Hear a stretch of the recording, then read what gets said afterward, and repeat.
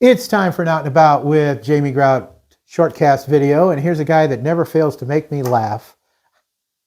The one, the only, Jeff Holshoe from Advantage Credit Union. And Jeff, we are here to talk about scams, social media scams, internet scams. Jeff knows all about them.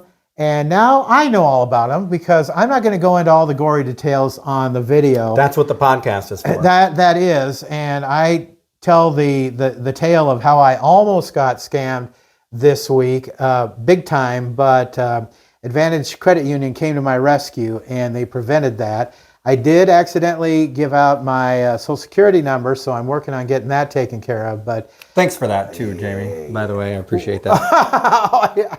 Well, I didn't give it to you, yeah, but you did help me through it, yeah. And I got the new boat. The new boat is ordered. The new boat is okay. It's on the way. Whatever makes your boat float.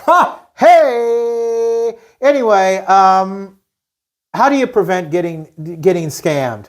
Yeah. So in terms of preventing getting scammed, I would say making sure that you're asking yourself some questions. Is this real?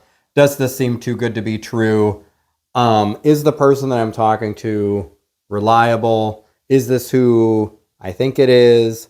And just kind of a mental checklist of going through those things. And then also not being afraid to have a conversation with somebody who you know and trust, like your good buddy at the credit union. Yes. And saying, yeah, you know, what do you think I should do? Kind of stuff like that.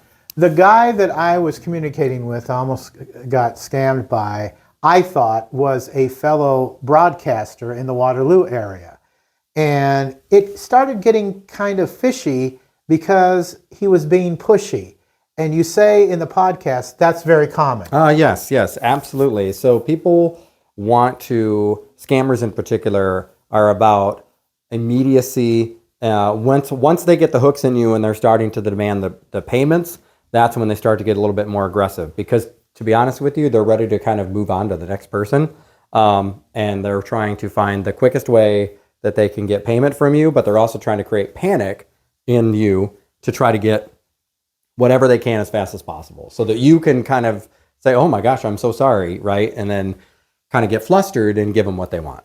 They wanted a screenshot of the receipt for the deposit that I was going to make on a generator.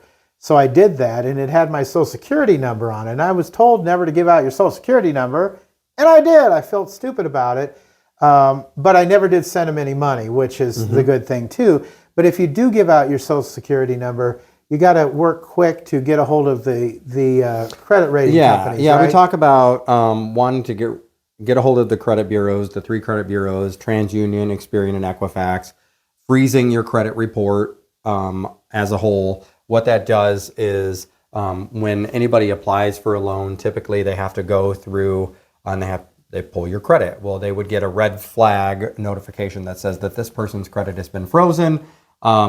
And then they're not able to access that report. It's not a fail-safe, but it definitely puts up a big barrier that someone has to try to get around in order to obtain any kind of more debt on your behalf. What are some of the more common scams that you've heard of, Jeff? Social media scams for sure. Romance scams continue to be a thing and romance scams particularly affect more of the middle-aged to older generation, particularly when it comes to widows, where they'll develop a friendship with you online, and very quickly they'll start to talk about, well, I think you might be the person for me. I'm really excited to meet you, or things like that. And the tone changes rather quickly, and then there's a tragedy that happens. And when that tragedy happens, now they're looking for you as a resource because they're so in love with you and you can help them out and things like that. And a lot of people fall victim to that. And the biggest thing of why it's hard to talk about and why it's hard to resolve is because there's a level of shame that they don't want to tell anybody what they did. And just a reminder that not saying anything only protects the scammer. And one of the ones we talked about also on the podcast too is the elderly person getting a call from their supposed grandson or granddaughter yes. that they're in jail and they need bail money. Yeah, yeah.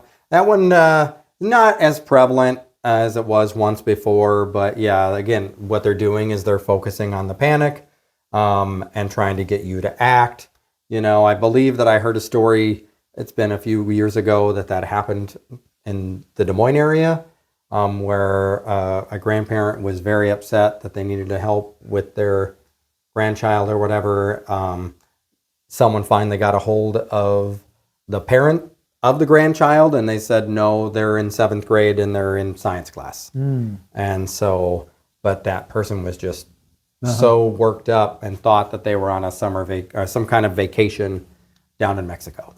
And to protect your personal information, you have a shred day coming up. Tell us That's about right. that. Yes, Saturday, June 13th, 9 a.m. to noon, over here in the credit union, a drive-through shred event. So we'll have a shred truck out there, big one. We have these big tubs, whatnot. People don't even have to get out of their car. They just kind of point to the back or whatever, and we will grab it, and we will put it in the bin and walk it over to the shred truck. You're more than welcome to watch it go up and in. I promise you it sounds way more cool than it is. But the documents will get destroyed, and see you later. All I can think of is the Teenage Mutant Ninja Turtles and Shredder. I know, right? Wasn't Shredder a mouse? Shredder. No, Shredder was the ninja. Shredder was a ninja. Splinter was. Splinter. He was a rat. Okay. What was Shredder was a ninja. No, yeah, Shredder was the head of the. Oh, geez, now you're really dating me. I'm sorry. I'm taking you back. Shredder was the head of the bad guys. The head of the bad guys. Okay, I knew it was part of the whole. Splinter was the trainer of the Teenage Mutant Ninja Turtles. Glad we got that straight. Yeah, which one was your favorite Ninja Turtle, by the way? Nutella. Nutella. Okay. No, there was Donatello. Donatello. There, but I did like Nutella. Donatello, the purple one with the staff. That's right. Yeah, that was my favorite too. Because Michelangelo was a party dude. That's right. Always a pleasure. Jeff Holshoe. Get a hold of him, Advantage Credit Union. Your financial advantage. Till next time, Grout is out. See ya.